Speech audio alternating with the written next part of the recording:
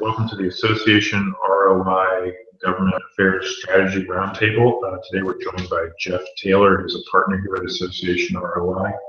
The bulk of my career has been spent in scientific societies where lobbying is sort of forbidden. In fact, most organizations are clear of it entirely. And today we're going to focus a little bit on 501c3s and some of the things that you can do. We'll touch briefly on the limitations to lobbying. You can do some restricted lobbying as a 501c3, but there are a lot of other things you can do as well. So with that, I'm going to go ahead and kick off with Jeff. We're going to answer some questions and hopefully give you a little bit more information about the types of things that 501c3s can do. So Jeff, if you don't mind, why don't you go ahead and give us a little introduction about some of the things that you do for associations so that people can better understand what's possible, what's on the slate, and kind of what type of strategies they can pursue for their organization. Okay. Thanks, Rich. My name is Jeff Taylor, and I am again with Association ROI. Associations, depending on how they're structured, can do everything from being very proactive in advocacy lobbying, and there is a difference between advocacy lobbying and, say, educational lobbying. And again, it depends on the structure. So what we do with smaller associations and scientific societies is to try to tell them all the things they can do on Capitol Hill and within the administration, the executive branch, the regulatory agencies that preserve your 501c3 status or your other status, tax status, and still are able to convey a message up on Capitol Hill. Many of the larger associations, they have huge government relations, in-house operations, but they also have very significant hiring of outside firms, lobbying firms, government relations firms, even law firms that have government relations practices. But when it comes down to the smaller to mid-range, I would say from maybe a $3 million annual budget and down, clearly financial resources need to be taken seriously. And so do you spend an enormous amount of money for either an in-house or outside firms to carry a message to Capitol Hill?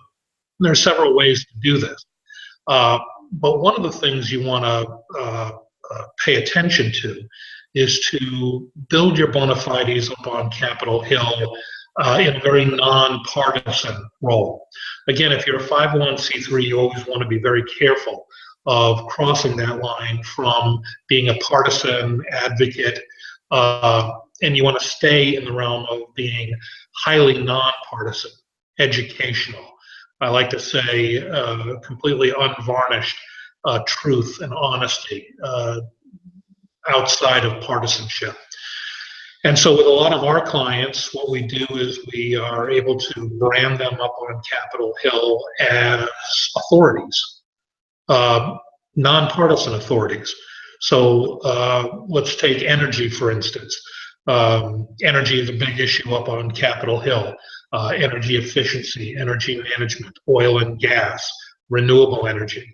And so a lot of these young associations, smaller associations, can actually go up to Capitol Hill and do one of two things. One, they stay completely nonpartisan, and therefore go in with a certain amount of authority that says, you members of Congress can count on us to just simply give you the straight issue, the straight answers, our expertise. We can allow you to talk to our experts, our engineers, our scientists, our CEOs, who do not necessarily have a partisan point of view. Now, personally, they may have a partisan point of view. They may vote for a Republican or a Democrat, but as the head of their association or a member of their association, when we take them to Capitol Hill, we just basically say, tell them what the facts are, and then let them to determine whether or not they want to vote yes or no on an issue. In that kind of a scenario, your organization would absolutely never sign on to a letter, some kind of a partisan letter. Dear Congressman, please support HR 5. You just simply wouldn't do that because those letters tend to be more one side of the issue and not the other. The second way to do it is to actually sit down with your association attorney and find out exactly what the limitations of being an advocate are. How much of your budget can you devote to actually signing on to that letter and being more of an advocate and less of an education a lobbying effort. In the early years, my recommendation would be for a up-and-coming budding 501c3 or 501c4 to do the former, to be an educational tool, an unbiased, a nonpartisan, an educational tool for these members. Build up your bona fides in this area. If down the road you decide, gee, there is a bill that's going through Congress that you really need to weigh in on, then you can sit down with your attorney, find out what the parameters are, and then proceed very carefully to achieve your ends. Rich? So you've really drawn a distinction between lobbying and education and the need to develop your brand on the Hill. And I think that ties back into what your organization's strategic plan is. If it's important in public circles, in layperson outreach, government outreach, state outreach, as well as your educational mandate or mission, it sounds like there's some opportunities to do some things on the Hill or in government agencies or even at the state level that might positively impact the reputation and the brand of your organization. Is that it in summary? It is. Again, and this leans more in the scientific society kind of realm, that if you can build up your image, your public profile as a very honest broker on a specific issue, then members of Congress and staff will come looking for you. Members of Congress come from so many different walks of life. They're not all lawyers, and they're not all wealthy. And so what they do is they understand you've got lobbyists pushing a viewpoint on one hand, and lobbyists from a different pushing the other. And sometimes they just beg for what is the correct answer, what is the happy medium, what is the true answer. And if they can find your organization as that one that is not Republican, not Democrat, does not have an axe to grind in a particular debate, then they will just basically draw as much out of you as they possibly can as to the point. I'm going to give you a very extraordinary example, but it's a true example. Why is there so much fighting on climate change up on Capitol Hill? Part of the problem is that the scientific community and the scientific societies associated with climate change back in the 90s made the extraordinary decision to be partisan, get into partisan politics, to really kind of get on board with the Democratic candidate for president in the 1990s and up to 2000. They jumped in the deep end. And so whether or not there is man-made climate change is a debate, but there's a jaundiced view of the debate up on Capitol Hill because the association took a partisan avenue. And so what you want to do is be very wary of that. One of my clients does a lot of work with ocean acidification. And I've sat down with scientists on a number of occasions who deal with ocean acidification and say, whatever you do, please do not jump to the Republican Party or Democratic Party. Do not play in the political pool. Stay completely above board so that they know that your science and your engineering is as solid as the day is long, and so that they can trust your science so that it's not tinged by politics. And so, yes, I think the answer to your question is smaller to medium-sized organizations can play a very important role in educating members of Congress who, you know, you may have a member of Congress who's a baker, who owned a bakery in their district and really does not know what a monoclonal antibody is when they're talking about biotechnology. And you come in with a team of people who are oncologists or are in the biotechnology arena that can give them the straight information, not tinged by partisan politics. And that is just simply a real benefit as they're debating public policy on Capitol Hill. That's great. That actually answers one of the questions that queued up Steve Frege, saying that they can't lobby and what can they hope to accomplish on the Hill. So I think we've answered that question well enough. But another question here is, they're asking what the distinction is between the strategies, or how do you prioritize what you actually do on Capitol Hill versus perhaps in the executive branch or within a government agency? How do you recommend an organization goes through that process and determines where their effort goes? Right. Well, congressional committees and regulatory agencies match up pretty closely. Okay. So with, let's continue along the lines of the energy industry. And I mentioned ocean acidification. Let's just think in terms of ocean technology, for instance. We do know that there is an ocean subcommittee on the House and the Senate side. We know that there are members of senators and members of congressmen who sit on those committees that deal with those issues. We also know there's a House Oceans Caucus that are a disparate number of members of Congress, but they all have oceans as one of their key issues. So that you take care of that on Capitol Hill. Meanwhile, in the executive branch, you have something very similar. You have BOEM and BSEE, the OEM and BSEE. Now, these used to be two organizations that were created by MMS, which is at the Department of the Interior. They got into some problems a few years ago, so they decided to break the department into two. They deal with oil leases and safety and ocean safety and mineral rights and all of these issues. And so you've got congressional committees that deal with this, and you've got regulatory agencies that deal with these issues.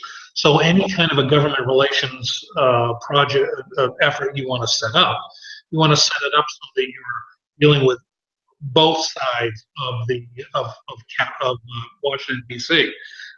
Downtown by the White House, in the administration, at the Department of the Interior, and Capitol Hill with the congressional committees and caucuses that oversee these kinds of issues.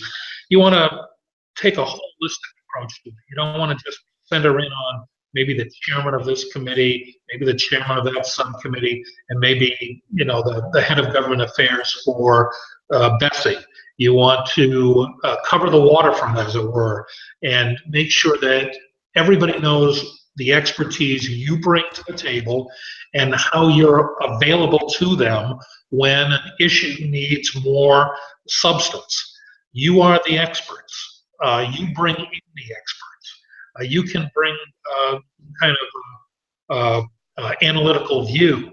One time we had a situation where a congressional committee was hammering out legislation. My client didn't care what the legislation said, but my client was able to talk to the staffers and say, gee, physically, this will not work, because physically there is a steel door between what you're trying to do and where you're trying to get. That kind of information was enormously helpful to the congressional staff, because the whole thing depended on that steel door not being there. So we were able to help them physically look at how a law would be enacted in real life. And that's the kind of thing your associations can actually bring to the table, that these able congressional staffers, they just simply don't know these kind of things, and nor should we expect them to know these tiny little things. But you're the ones who can actually come and say, We know what you're trying to do, but this is real life, and this is how it would take place in real life. Okay, so I've been on the Hill with you before, and we've walked the halls and visited with individual congressmen. You already touched on the idea of the caucuses. I think it might be helpful from the association management perspective to kind of talk about that a little bit. There are resources and pools of expertise within every organization, right?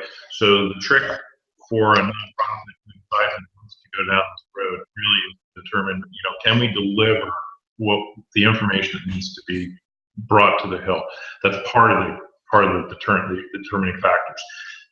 The other question is there an appetite or a need for that information on the Hill? And that's where working with someone like you, I think, really makes a lot of sense, because you understand what the agenda is on the Hill. You understand what the hot topics are. It's very easy for you to canvass the offices.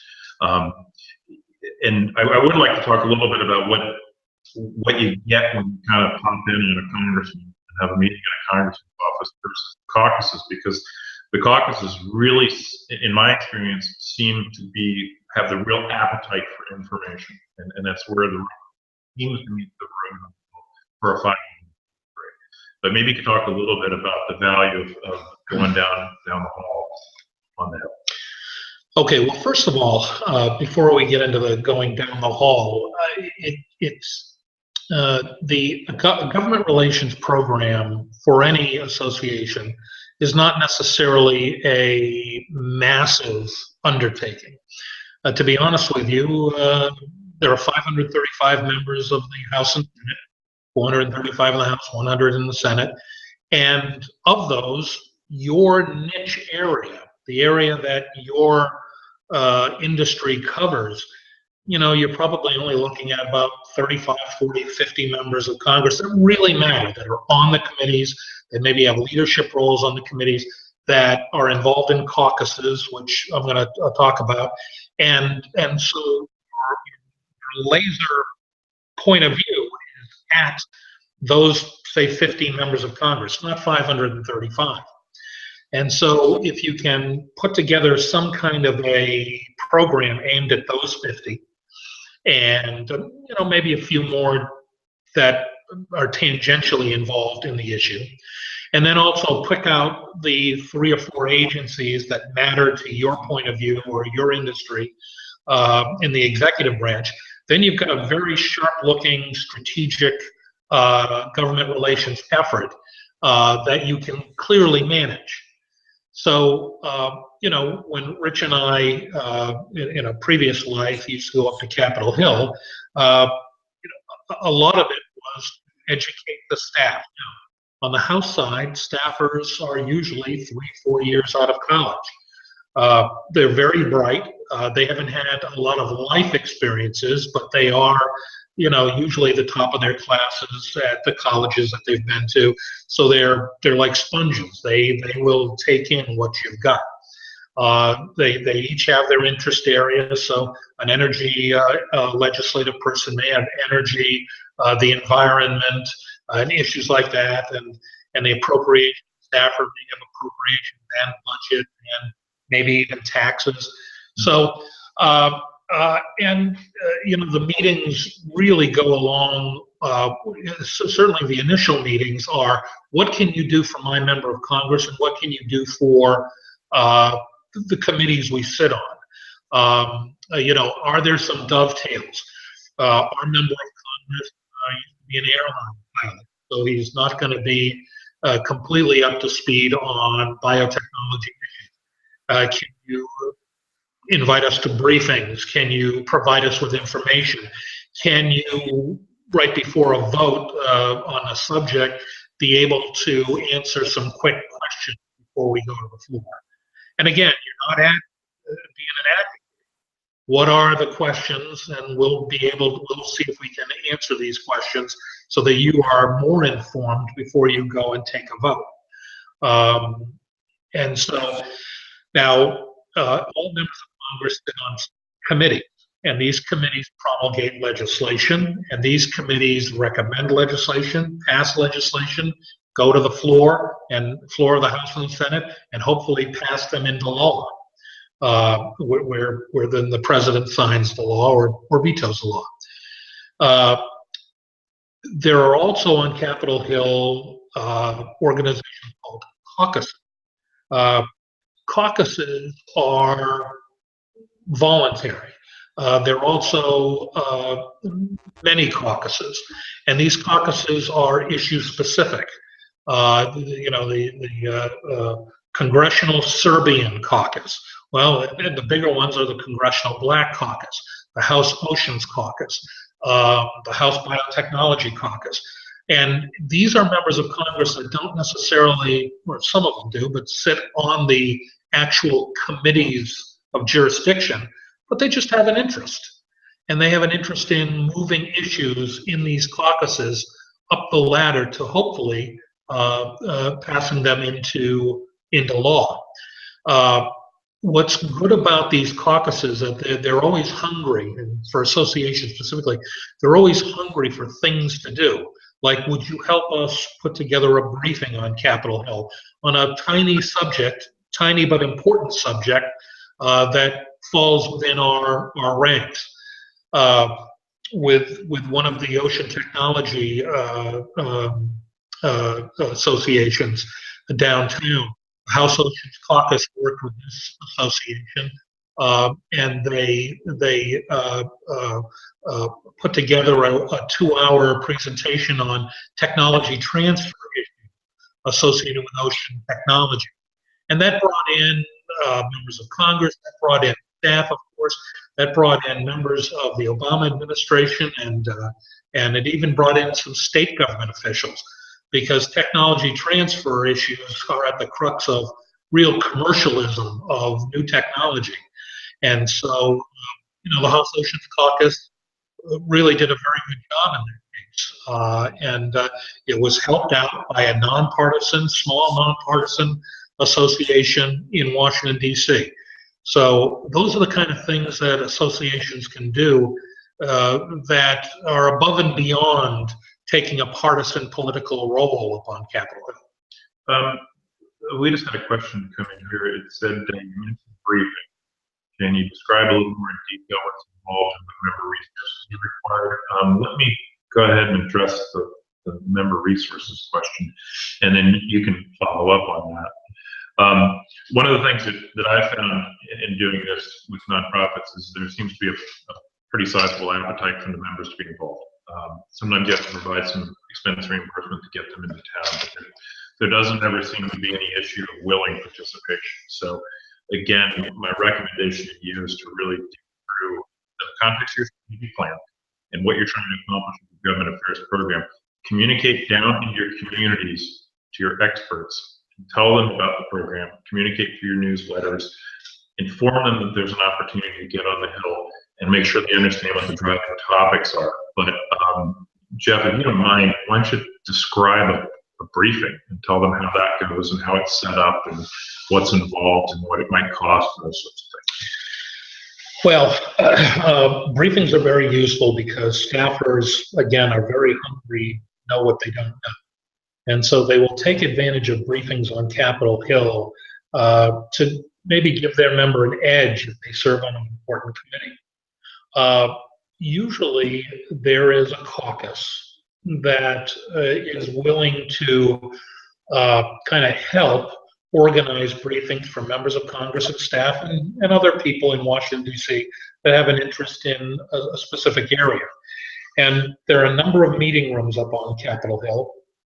And usually a member of Congress will reserve the room for your association at no cost. I mean, these rooms are rooms up on Capitol Hill. And there's very rarely refreshment because it's only usually about an hour and a half. Sometimes it goes 2 hours if it's an open-ended and a big hot topic. What associations usually offer to the caucus is, okay, what's the issue? And we have 4 people that can speak with authority on those issues. and we'll fly them in, or they're local, or we will make sure that they're here, 4 weeks out in the Gold Room up on Capitol Hill. And these briefings are ubiquitous up on Capitol Hill, so that the staff up on Capitol Hill, they kind of know how to lay out the room, make sure the chairs are in there, make sure the sign-up sheets. A lot of times, C-SPAN or Maritime TV or other outside news sources will pick up on the fact that there's a very interesting briefing up on Capitol Hill and send a camera crew. The association will clearly blast out an email to all of their people, presumably in the Washington D.C. area, to invite them to the briefing. The member of Congress will put out what's called a Dear Colleague letter. Dear colleague, the House Technology Transfer Committee is hosting a briefing on the subject on October 12th. We hope you and your staff will come and take part in it. And so that's a way to generate interest in the briefing as well. And what you do is sometimes associations, frankly, after the briefing, write a quick report and send the report to other members of Congress. And in some cases, those reports turn up in other congressional hearings where someone will say, gee, the House Technology Transfer Committee just last week had a briefing on Capitol Hill where they stated blank, blank, blank, blank, blank. And all of a sudden, it's in the congressional record. So these briefings are very valuable to Capitol Hill. It's not a very heavy lift. It's not a lot of management. Usually 100, 150 people show up to these events.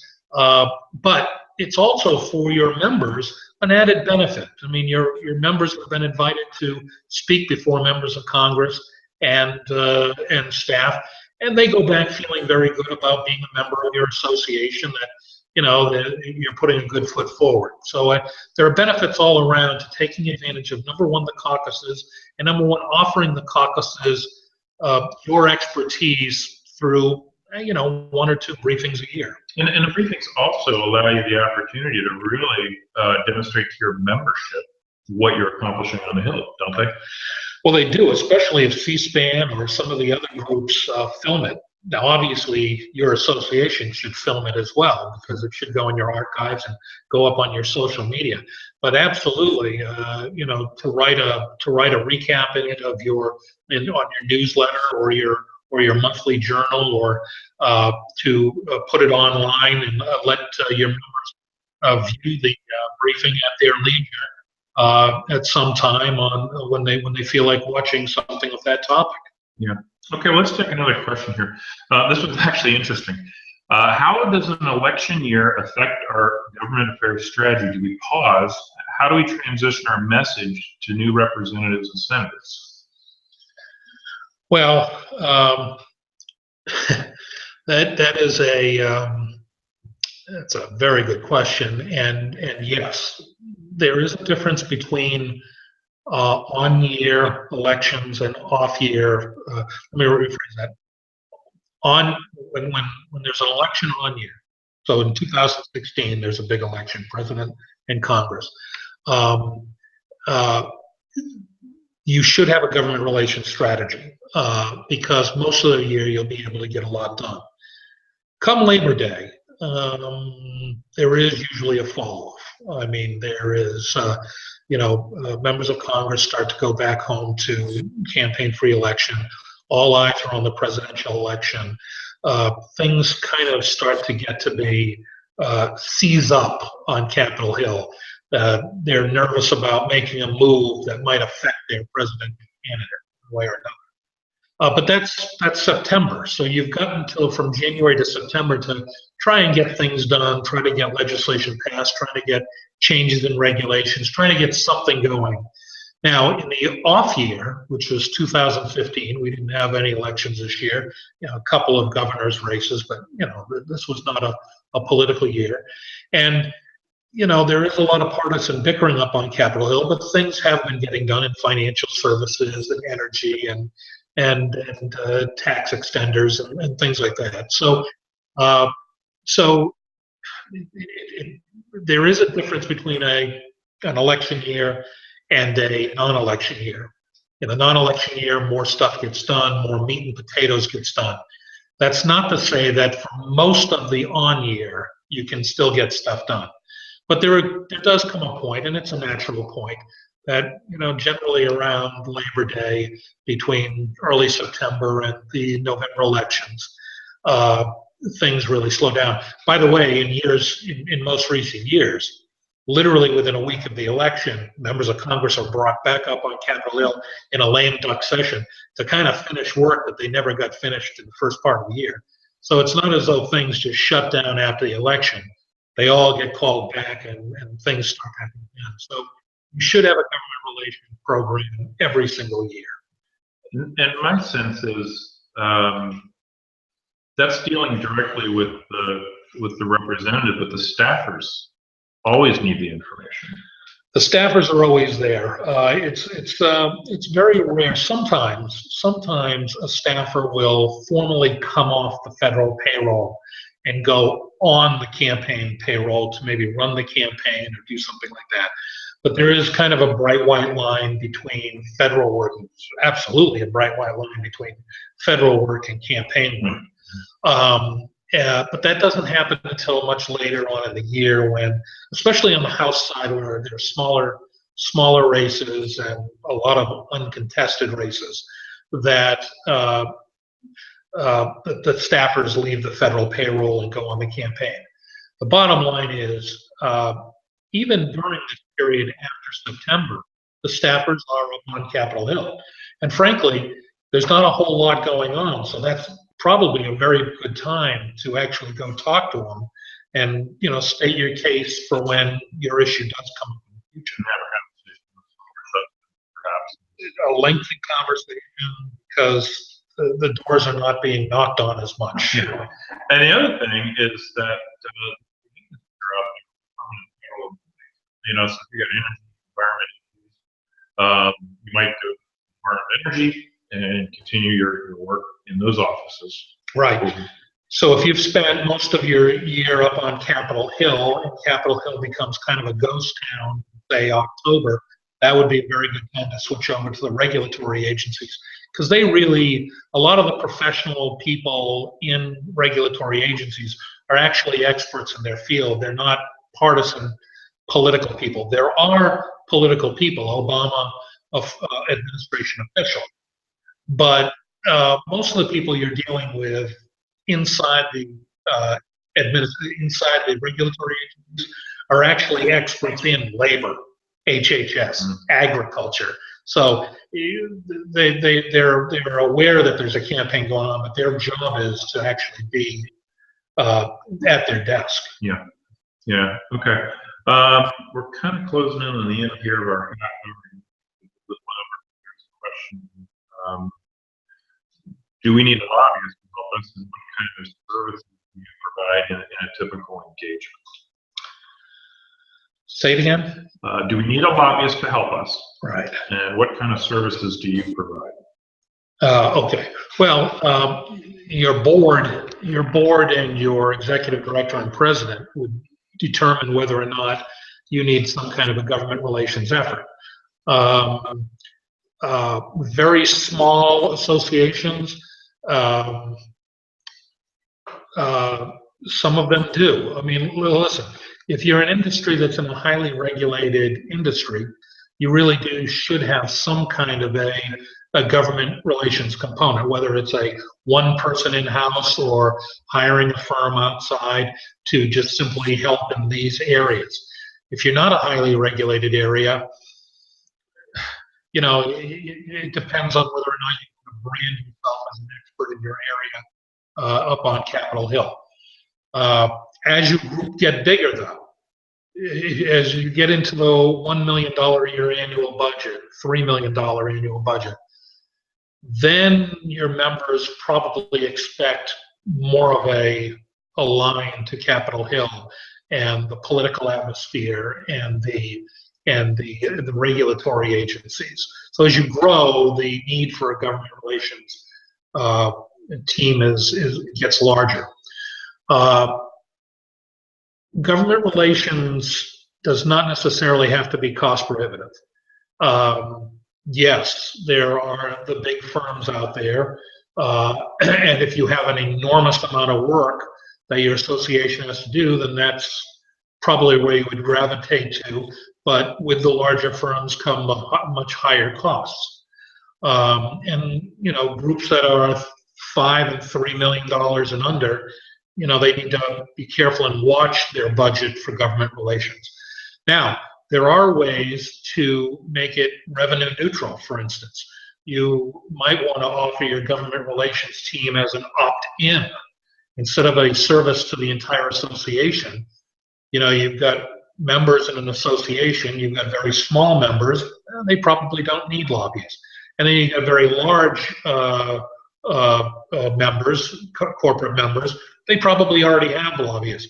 But then there are those members who are in the middle, who can't necessarily command, who can justify spending, $15,000, $20,000 a month on lobbying, but might be willing to opt into an association program, government relations program, for $3,000 or something like that, $2,000 or $3,000 a month, where you get your members, maybe 10 of your members put $2,000 a month into a pot, and then your lobbying firm basically takes care of that coalition inside your association. In fact, you might actually profit from it because obviously you'd take an administration fee for actually providing this service to your members. So you actually make money on the program as well. So there are different ways to cut this banana, to have a government relations program, to actually have a program for members that need it, or have a program for all of your members. And so that's I guess that's where I would end it. Your board and your executive director have to come to the determination: is it necessary? And do we need it? And at that point, there are so many different kinds of lobbying shops that for like an association ROI, for instance, would be able to counsel you on, wow, your cadre of issues is massive. So you're not looking for a small 4 or 5 person shop. You're probably looking for a law firm that has a big government relations practice. Or to your association, you're looking at 2 or 3 issues, and you could probably do this for maybe $5,000 or $6,000 a month and hire a smaller firm just to take care of those issues. So, and then that's where association ROI could probably guide you as to what best to do. So that's what I would say. Let me throw up a couple of links here that I have in PowerPoint so that everyone can see what we're talking about here for additional resources. Let's see, I need to do a screen share. If you can bear with me just a second. Okay, share my screen.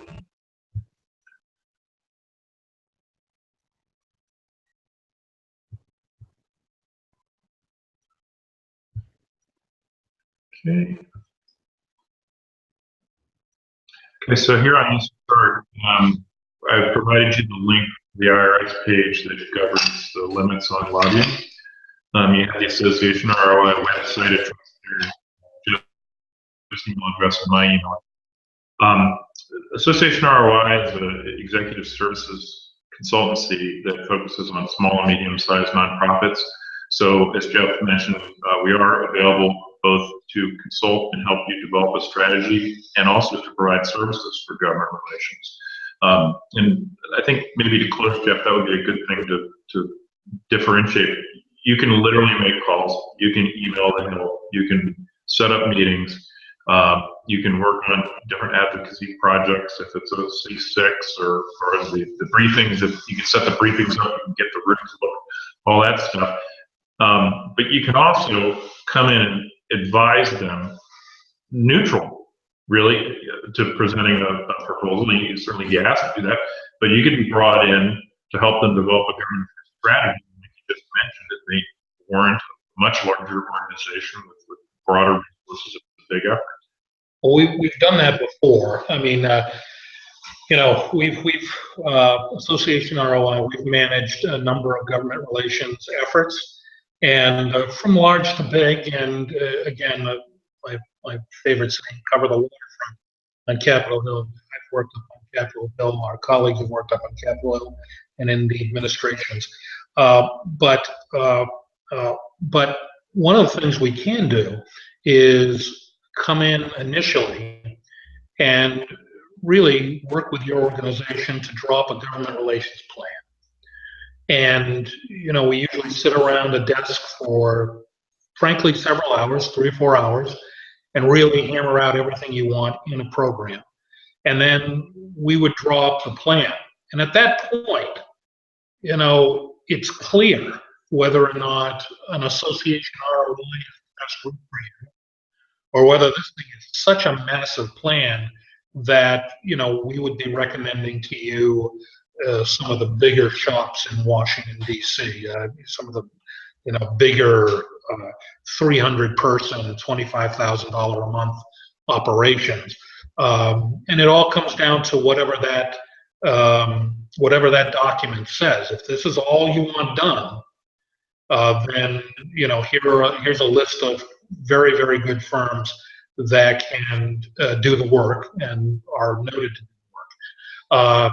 If it comes down to just some core areas, not only can Association ROI do the work, but frankly, to be very honest, we would probably recommend some other firms as well because you're the ones who are the important ones to make this kind of a decision. And so we would probably give you other examples too. Certainly hoping you might hire us, but it's very important that we give you the entire list of, we've written up this report for you, we've written up this proposal, here's the thing, you've agreed that this is what you want to see in a government relations program, and to be very honest with you and say, this is way out of our reach. Here are the big firms that can handle these numerous projects for you. So it's all honesty based. Yep. Okay. Well, I hope that helps everybody out. Today it was a pleasure to have those of you who dialed in and participate. We were very thankful to have questions. I think we covered a lot of ground. Certainly, if we can be of any assistance to you, we would be delighted to help you. It looked like over 300 dialed in. Oh, that's great. That's good. All right. Well, thank you all, and we'll conclude the broadcast now.